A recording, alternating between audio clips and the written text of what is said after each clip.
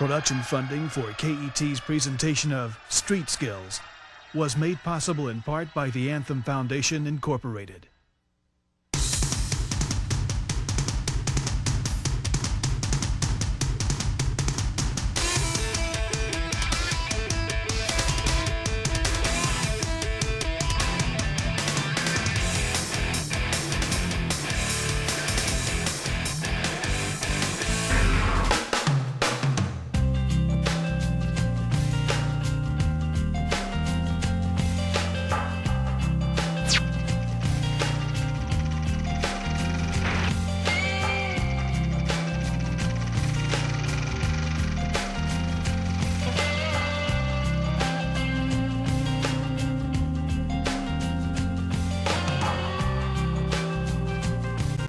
Nothing's more fun than driving on Saturday night. Bye-bye. The same thing's true with driving. Car keys are like magic. They can open up the door to freedom and a whole lot of fun. But there is another side to driving. The car is a complicated machine, and a lot of things can go wrong with it, but you can reduce the risk of trouble by really getting to know your car.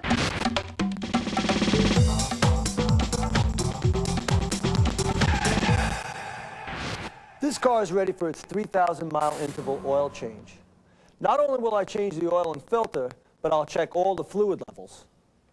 The first one I usually check, but you shouldn't check unless the car is overnight cold, is the radiator coolant. The next thing I check is the battery fluid, which is basically water. The air filter is located right next to it, and most oil change places will check the air filter. But usually you can go 6,000 miles before you need to change it. A very important level that should be checked every single time is the brake fluid level. And if your car has anti-lock brakes, there's another reservoir that needs to be filled at all times. The next thing I check after I'm done in the engine compartment is the wipers. Now, it's pretty simple to change this little piece of rubber that's called an insert, but if you don't, you can put a big scratch in your windshield, and instead of spending $3, you're going to spend $200. One thing you ought to know is that tires from the outside may look fine, but when you turn it out and look at it from here, you see that it's not only dry rotting, because rubber has a life to it, but you also have wear indicators in these spots, in between each tread, here, here, and here. Once the tire tread meets that little spot, it's time for new tires because they're at the dangerous level. Check things out now and then, and be alert for the messages your car's giving you, because it's giving them to you all the time. Look and listen for all the little problems, so they won't become big problems. But even if you take care of your car, eventually something will go wrong. Might be little, might be big, you never know. But you have to be ready. Usually it doesn't happen all at once. Usually things go wrong a little bit at a time. Might be your tires, might be your brakes, or your accelerator, or the steering. All sorts of stuff can go wrong. Now, of all the parts of your car, which is the most likely to go wrong? Think about it. I have $1 million question for you. What four things, which work in unison, are more apt to give you problems on the road? I'll give you a hint.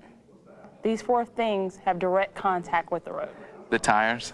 You know, your tires can take a lot of abuse, but eventually they'll wear out, which is important to remember because your tires are the only place where the car actually meets the road. Just keep your tires right. I mean, there's no better way to spend your money. I can't think of anything that you should spend your money on before you spend money for tires, because that'll kill you in a heartbeat. So it's your tires, really, that control your car's movement. So if something goes wrong with them, you're sure to have problems. This car was brought to the shop today because when the customer was driving down the road, she just didn't feel comfortable with it. It has brand new tires on it, so the first thing I did was check the tire pressure. I went to the handbook and it said 26 pounds. Well, I thought that was a little light, but the car is a light car. This car had 35 pounds in each tire. Whenever the car hit a bump, instead of being cushioned, it would bounce over the bump, and the car would actually feel like it was going all over the road. That can be dangerous, so the tire pressure is very critical. It should be checked at least once a month. Another important factor is the amount of tread that you have left on your tires. If you end up with a ball tire and you haven't been watching them, you're going to have some serious problems when the bad weather hits. We know about the tread wear indicators, so keep your eye on those and change the tires before they get to the dangerous point. So check your tire tread and maintain air pressure, because this helps with traction and gas mileage. If the tire's underinflated, you won't have all the tread touching the road. If it's overinflated, you'll have the same problem. But when the tire's at the proper air pressure, you'll have all the tread on the road, and you need all you can get. The wrong air pressure also makes your tires wear out faster. So can wheels that are unbalanced and out of alignment, so it's worth having them checked. Another important part of tire maintenance is getting them balanced and rotated. We do it about every 6,000 miles. This will ensure you that you're going to get the most for your money, and mechanics see things differently. They may see a bad spot in the tire that could save you some aggravation or even an accident.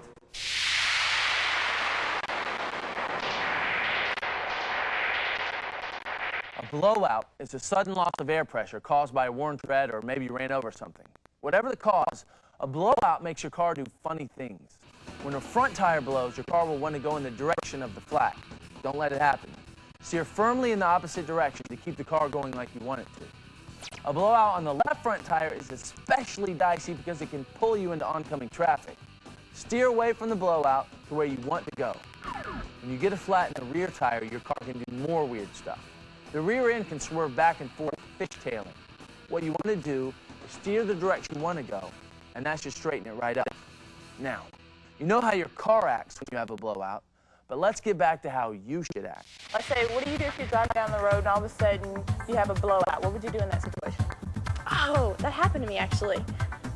You have to get control of the car, and then you have to slowly or turn your signals on so you can get into the into the shoulder of the road. Put on my hazard lights and change the tire. I pull on the side of the road and put my caution lights on and get my spare tire and start fixing it. Pull over to the side of the road and use the phone to call my daddy. I just panic. Yes. If you think you've experienced a blowout or a flat tire, especially in the front of the car, the main thing you want to do is stay away from that brake, slowly get off the accelerator, keep those hands on the wheel, check your mirrors, get over to the right side of the road, but take your time. Another important factor about a blowout, if you had your cruise control on, you wouldn't want to touch the brake to turn the cruise off. You'd want to turn the cruise off first, and then go through your procedure to slow the car down safely.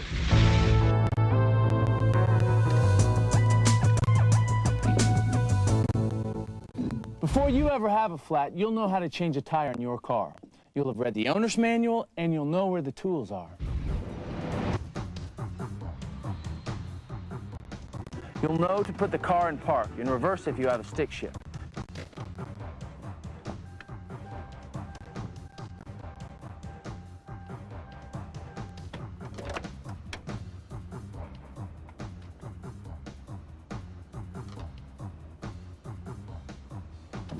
You'll know to brace the wheel diagonally opposite the flat to keep the car from rolling.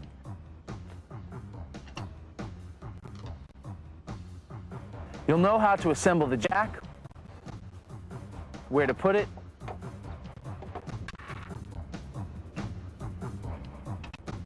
and how to take off the flat and put on the spare.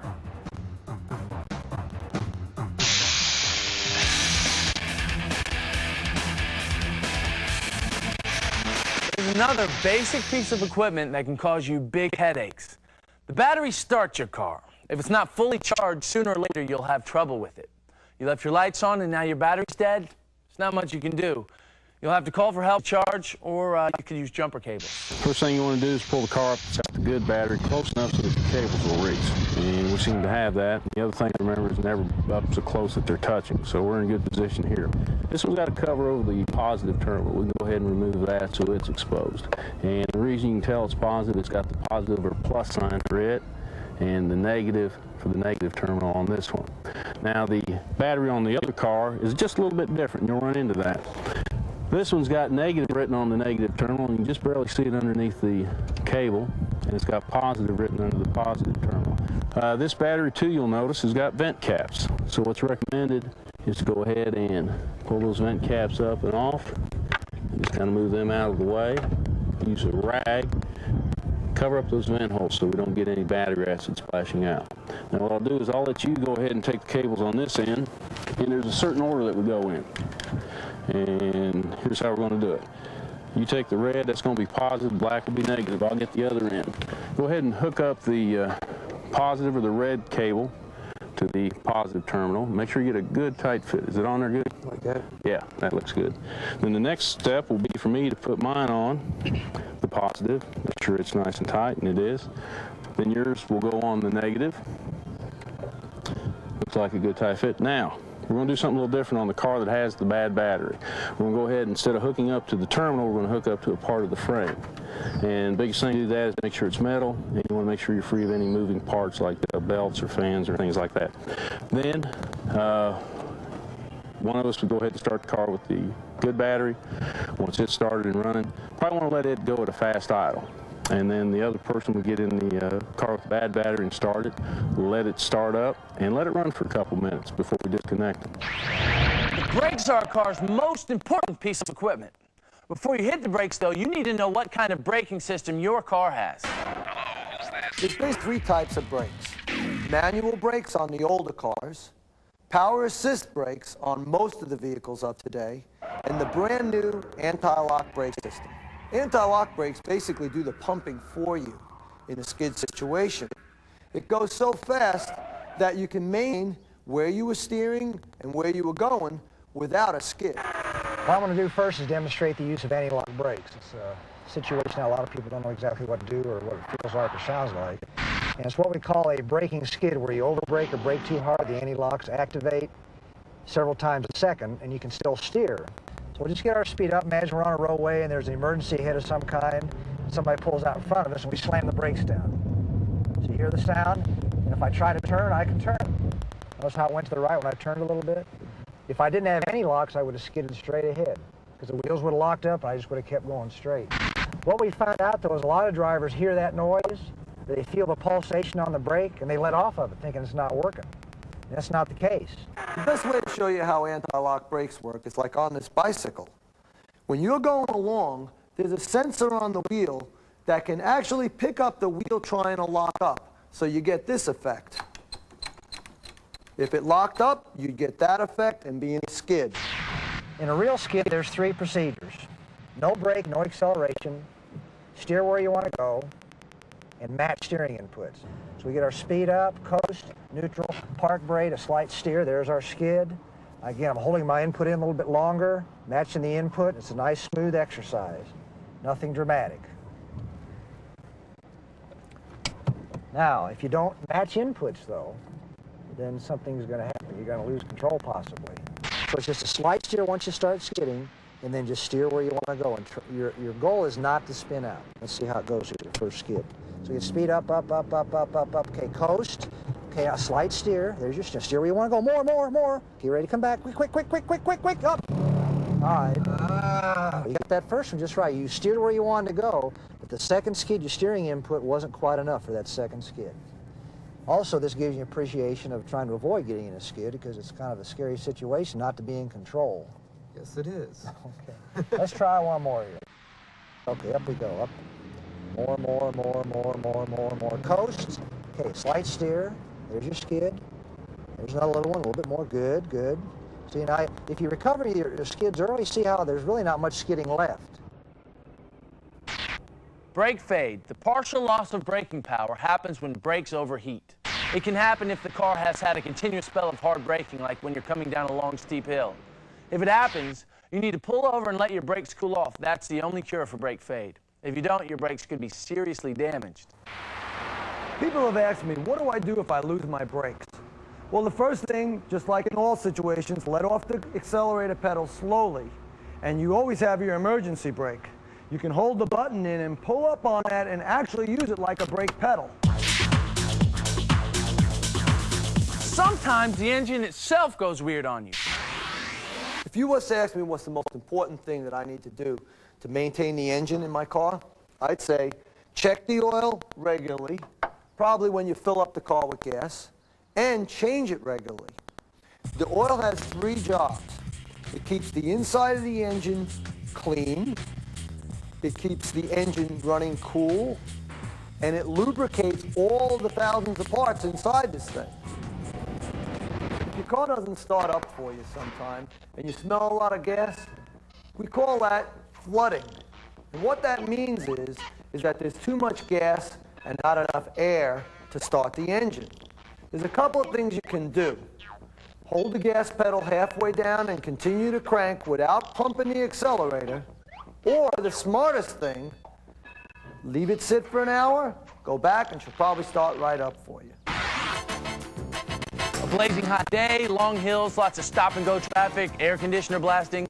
These could be the ingredients of an overheated engine. If you've ever experienced driving in the mountains during the summer, or being in traffic and seeing your temperature gauge going almost up to the overheating point, something that you can do, I know it's going to be hot, but you can turn on your heater full blast, and you'll see that temperature come right down. Check the water. I know a lot of people, and I've done it a number of times. You know, I'll drive along, and all of a sudden, thank God I watch gauges. When the engine light comes on, go check it. Stop. It means something usually. Yeah. But sometimes an engine will just stop. Systems fail. What do you do? Of course, it's better installed in some places than others. This is a typical railroad crossing that you would find in a rural area. Unlike the city, which has warning lights and crossing gates to warn you of an oncoming train, this one just has the crossbuck symbol. If there's a train coming, you will want to immediately exit the vehicle and get as far away from it as you can. When a train is bearing down on you, your choices are pretty limited. The same is true of steering and headlight failure. Complete steering failure seldom happens, but when it does, it's really dangerous. So know what can happen to a car and what you should look for in safety when you're buying a car. What are the basics?